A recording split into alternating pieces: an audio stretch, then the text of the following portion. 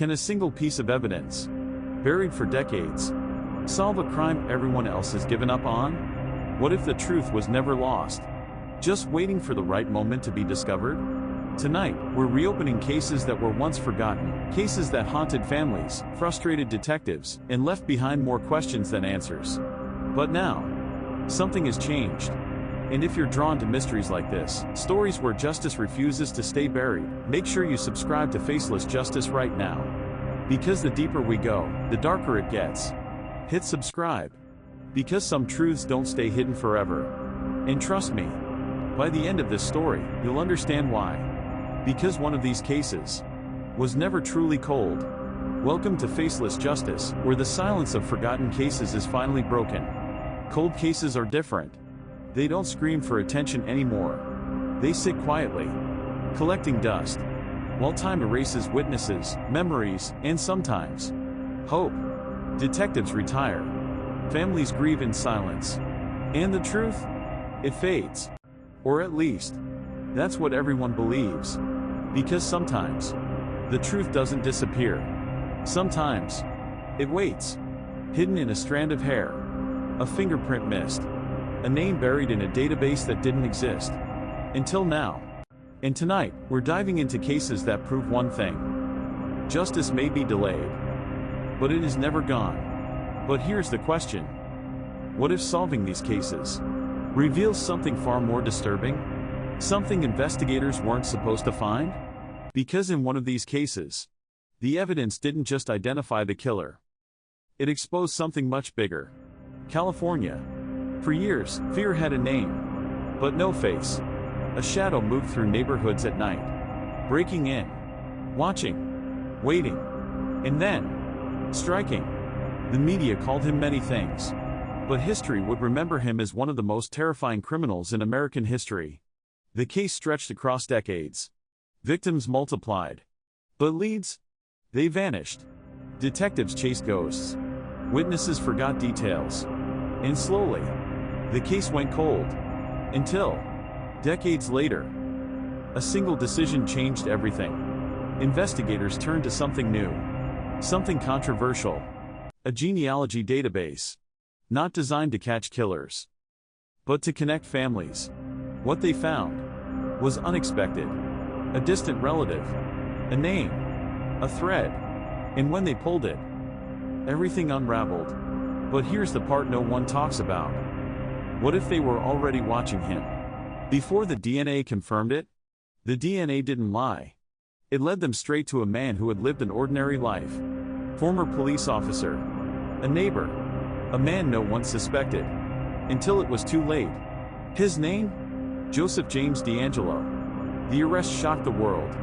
But behind the headlines was a chilling reality. He had lived among them for decades. Free. Untouched. Unnoticed. And the question that haunted everyone was this. How many others are still out there, just like him? A young girl is found. Alone. Abandoned. Her identity? Unknown. Her story? Silenced. They called her the Buckskin Girl. Not a name. Just a description of what she wore. Years passed. Then decades.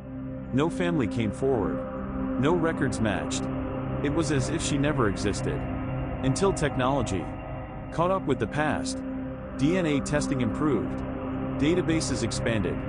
And suddenly, she wasn't invisible anymore. A match appeared. Then another. And finally, a name. But just as investigators thought they were close to the truth, they uncovered something unexpected. Someone had been searching for her this entire time. She had a family, a history, a life that had been erased. But the biggest question remained. Who did this to her? The DNA trail continued, leading investigators down a path they hadn't anticipated. A suspect emerged, but the timeline didn't add up. Something was off. Something didn't make sense.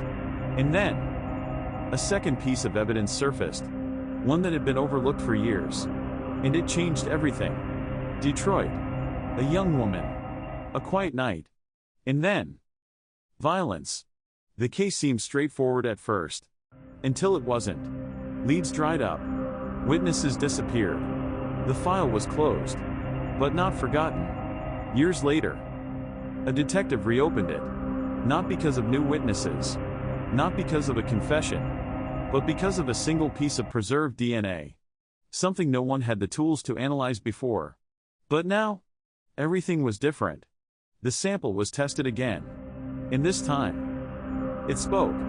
The DNA didn't just identify a suspect. It revealed a pattern.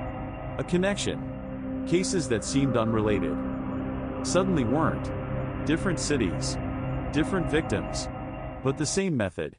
The same signature. Investigators realized something chilling. They weren't dealing with isolated crimes. They were uncovering a hidden timeline. One that stretched further than anyone expected. And then came the realization that changed everything. What if these cases were never truly separate? The deeper they dug, the darker it became. Old evidence was re-examined. Files reopened. Names rechecked. And then, a match appeared that shouldn't have been possible. A connection between two suspects who had never been linked before. Until now. And when investigators followed that connection, they uncovered something terrifying. A network. Not organized. Not obvious. But real. And hidden in plain sight. And one name kept appearing. Over and over again. Before we reveal what investigators found, take a second to subscribe to Faceless Justice. Because stories like this don't end where you expect them to. And the final truth? It's something most people never hear. The name didn't belong to a killer. Not exactly. It belonged to someone who had been overlooked, ignored, dismissed.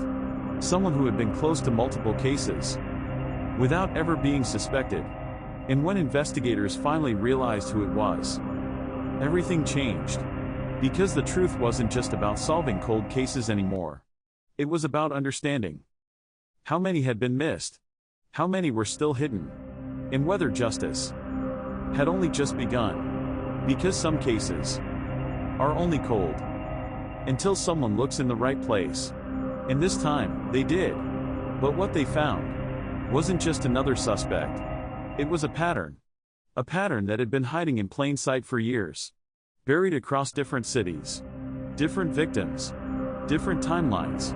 At first, it didn't make sense. The cases were too far apart. Too unrelated. Too random. But one analyst, just one, decided to look at something others ignored. Not the crimes. Not the suspects. But the gaps. The spaces in between. And that's when it started to come together. Dates. Locations. Movements. A silent rhythm that no one had noticed before. And once they saw it, they couldn't unsee it. Every crime happened within a specific window. Not days. Not weeks. Years. Gaps of 6. Sometimes 8.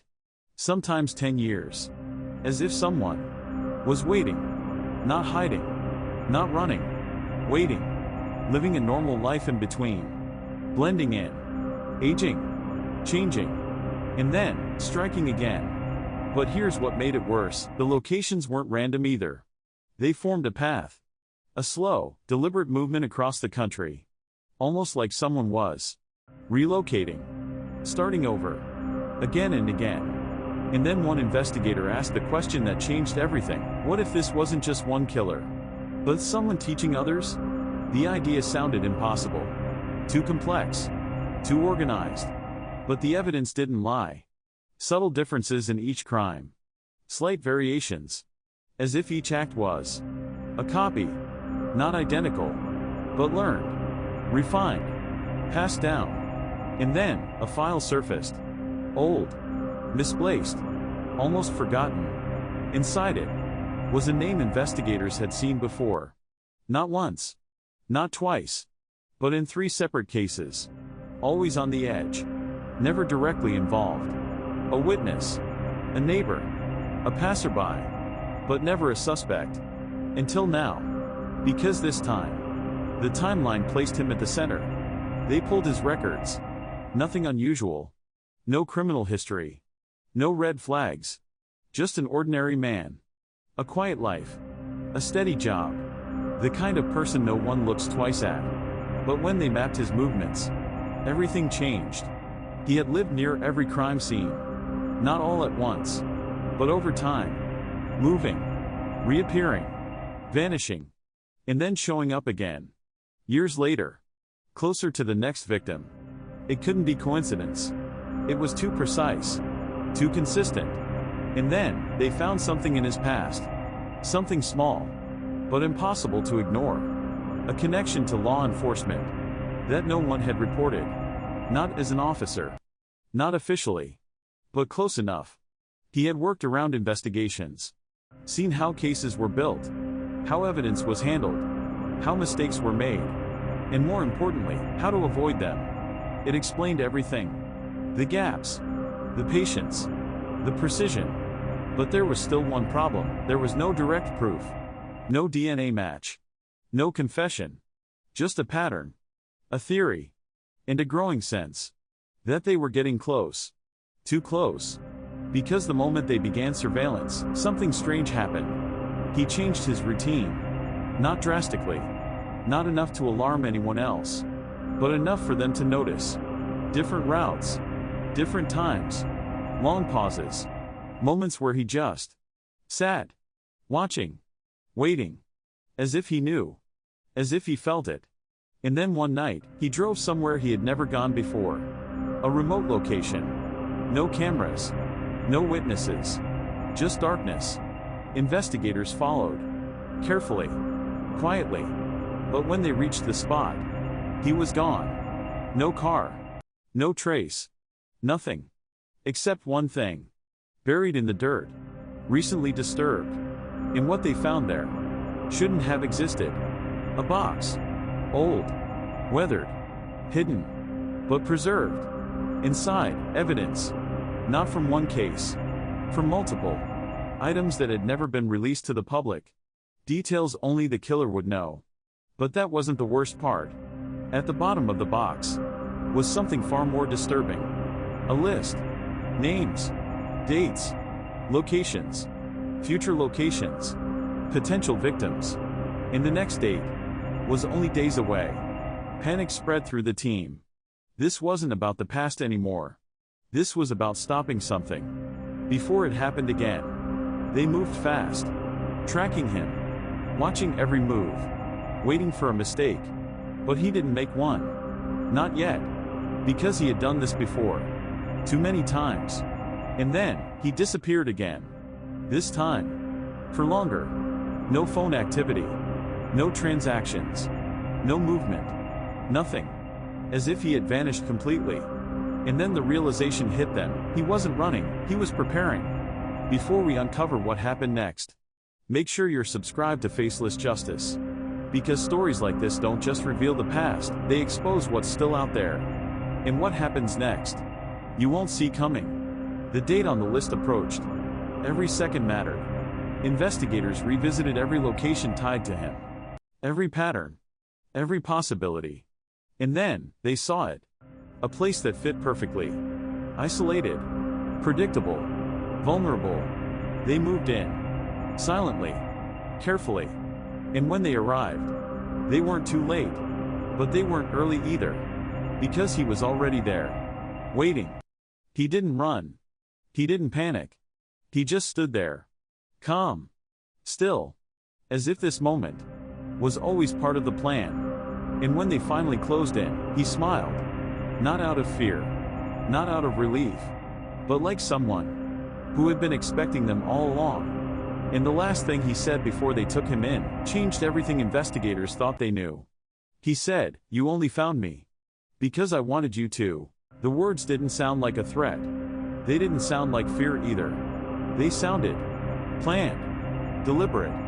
Like this moment, his arrest, the investigation, everything, was just another step in something much bigger. The officers exchanged glances. This wasn't normal. Criminals run. They deny. They panic. But he waited. And now, he was smiling. As if the story wasn't ending, but just beginning. And that's when one detective noticed something chilling. His hands. They weren't shaking. They weren't restrained in panic. They were relaxed. Too relaxed. almost like he had already accepted the outcome. Or worse, expected it. But then, he leaned forward slightly and whispered something only one detective could hear. "Check the timeline again." That was it. No explanation.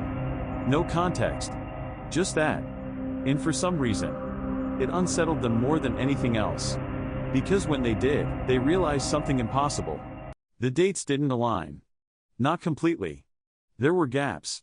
But not the kind they expected. Some crimes overlapped. Slightly. By hours. Sometimes. By minutes. Which meant one person couldn't have committed all of them. But the evidence said otherwise. DNA. Patterns. Locations. All pointed back to him. And yet, the timeline said no. Which left investigators with only two possibilities: either the evidence was wrong, or he wasn't working alone. They brought him in. Sat him down. Started asking questions. Simple at first. Then more direct. But every answer he gave felt rehearsed. Controlled. Like he was feeding them just enough to keep them moving, but never enough to understand the full picture. And then, they asked the question, "Were you alone?" For the first time, he paused. Not long. Just a second. But it was enough. Because when he looked up again, the smile was gone. And he said, "I was the first." Silence filled the room. The first. What? The first killer? The first suspect? The first piece of something bigger? They pushed harder. But he leaned back. Calm again. And then he said something that changed everything. "You think you solved cold cases. You just opened them." Investigators scrambled. Rechecking files. Reopening evidence. Looking for anything they might have missed. And that's when it surfaced, another case. Similar pattern. Similar method. But different location. Different time. And most importantly, different DNA. But the structure of the crime was identical. Too identical. Like someone had copied it. Perfectly. And then it hit them. What if this wasn't imitation, but instruction? The list from the box wasn't random. It wasn't just victims. It was training. A progression. Early attempts. Refined methods. Improved execution. As if someone had been learning. Watching. Adapting. And then passing it on. Case by case. Person by person. Not a gang. Not an organization. Something quieter. More dangerous. A legacy. And the man in custody? He wasn't just a killer. He was the beginning. They monitored communications. Checked online forums. Old records. Anything that could connect the dots. And then, they found it. A hidden thread. Buried deep in an obscure forum. No names. No identities. Just patterns. Dates. Coordinates. And messages. Short. Cryptic. But clear enough. Phase complete. Next ready. Watcher active. And the most recent message, posted just hours ago, said, "The teacher has been taken." The room went silent. They weren't stopping anything. They had triggered something. Something already in motion. Because if he was the teacher, then the others were already out there. Active. Watching. Waiting. And possibly continuing the pattern. Before we uncover what this network really is, make sure you're subscribed to Faceless Justice. Because what you're about to hear goes far beyond a single case. They trace the messages. Encrypted. Layered. But not perfect. Nothing ever is. Bit by bit. They pulled fragments. Locations. Signals. Movement patterns. And then, they found a match. Another suspect. Another city. Another timeline. Already aligning. Already repeating. And this time, they weren't years too late. They were just in time. As units moved in, something unexpected happened. The suspect didn't resist. Didn't run. Didn't fight. Just like the first. And as they placed him in custody, he looked at one of the officers and said something that froze everyone in place. "You think this ends with us?" He shook his head slowly. Smiled. And whispered, "We're just the ones you found. We're just the ones you found." The words echoed long after he said them. Not defensive. Not threatening.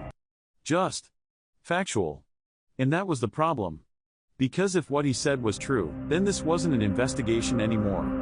It was a hunt for something no one fully understood. And possibly something already out of control. But one question mattered more than anything else: how many were there? They separated both suspects. Different rooms, different teams, same questions, but their answers? Too similar. Not identical, but aligned.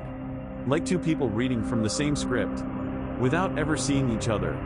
And then one of them said something unexpected: "You're asking the wrong question." The detective leaned forward. "Then what should we be asking?" He smiled slightly and replied, "Not who we are, but who taught us." The room went cold. Because that meant one thing: there was someone before the first. Someone unseen, untracked, uncaught. The real origin. Every file was reopened again. But this time, they weren't looking forward. They were looking backward. Further than ever before. Before the first known case. Before the earliest record. Before the pattern even began. And then, they found it. A case so old, it had almost been erased. No digital records. Just paper. Faded ink. Half-missing files. But the details were there. Barely. A victim. Same method. Same precision. Same silence. But the date was decades earlier than anything they had. Which meant the pattern didn't start recently. It had been alive for generations. And in the most disturbing part, the case was marked unsolved, but someone had signed it closed. The signature didn't belong to a detective. Not officially. No badge number. No department record. Just a name. One that didn't exist anywhere else in the system. It was as if someone had stepped in, closed the case, and disappeared. But why? And how? They traced the name. Nothing. No identity. No history. Until a fragment appeared. Archived personnel list.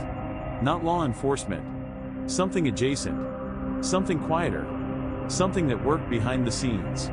And that's when they realized this wasn't being ignored. It was being hidden. The implications were dangerous. Too dangerous. Because if someone had been covering this up, then someone knew. And if someone knew, they might still be watching. And right as that thought settled in, the system flagged something. Unauthorized access to their files. Live. Someone else was looking at the same cases. At the same time. From somewhere. Inside. Panic spread quietly. No alarms. No announcements. Just controlled urgency. They traced the access point. Internal network. Restricted clearance. Not a hacker. Not an outsider. Someone with permission. Someone close. Too close. And then, one of the detectives froze. Because the access trail led to a name. They all recognized. Someone in the building. Someone they trusted. Someone who had been on the case from the beginning. They moved fast. But not fast enough. The office was empty. Computer still on. Files open. Chair slightly turned. Like they had just left. But on the screen was a message. Simple. Chilling. Left for them to find. It read, "You were never supposed to see this. Before we uncover who was behind it all, make sure you're subscribed to Faceless Justice. Because this isn't just a story about crime anymore, it's about something much bigger." The pieces came together fast. Too fast. Every suspect. Every pattern. Every case. They weren't random. They were controlled. Observed. Studied. As if someone had been watching the killers. Just as closely as investigators had. And then, the final file was unlocked. Restricted. Hidden. But now visible. Inside it was the truth. Not about the killers.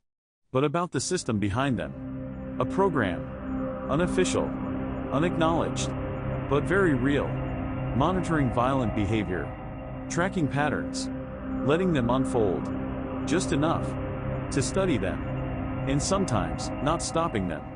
The man they arrested? Not just a killer. Not just a teacher. He was being watched. Documented. Followed. For years.